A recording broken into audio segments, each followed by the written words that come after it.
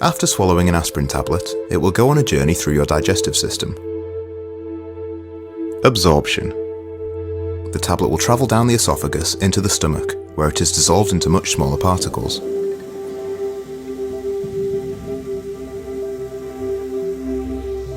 These particles will continue their journey into the small intestine, where most of them will be absorbed into the blood.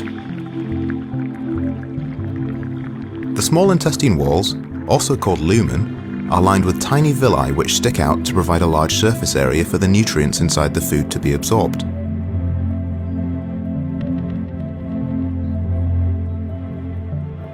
Looking closer at these villi, you can see they have a rich blood supply and they are covered in a thin layer of epithelial cells. The aspirin molecules will work their way through the epithelial cells and into the bloodstream, where they are carried around the body. Distribution. Blood plasma contains complex molecules called albumin. Albumin is a protein made by the liver which transports nutrients around the body. Albumin also binds to drugs that enter the bloodstream.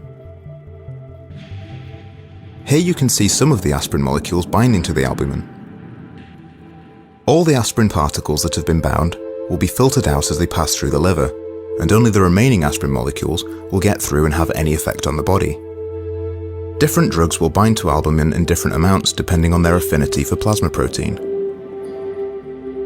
The next stop on the journey is the liver.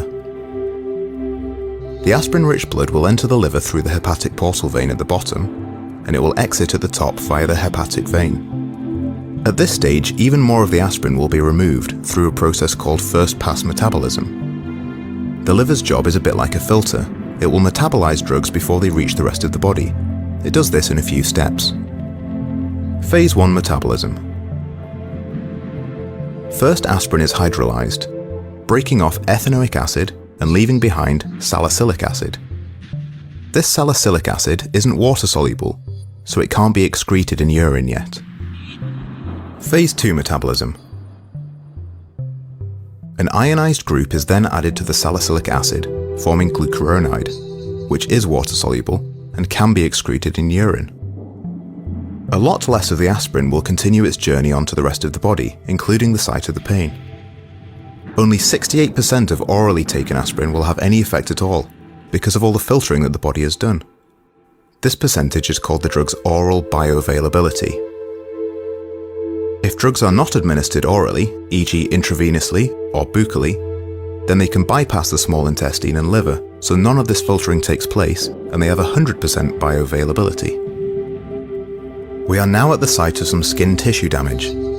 Tissues in the skin are creating prostaglandins, which are causing inflammation. The prostaglandins are sending messages to the nerves in the skin responsible for the sensation of pain. Once the aspirin arrives in the blood supply at the site, it prevents the production of prostaglandins in the tissue, which will reduce the swelling and stop the messages being sent to the nerves that are perceived as pain. Excretion. Any remaining aspirin in the blood will go round and round the blood supply, going back through the liver several times until it is all used up or filtered out of the body. It travels into the kidneys and then into the bladder for excretion.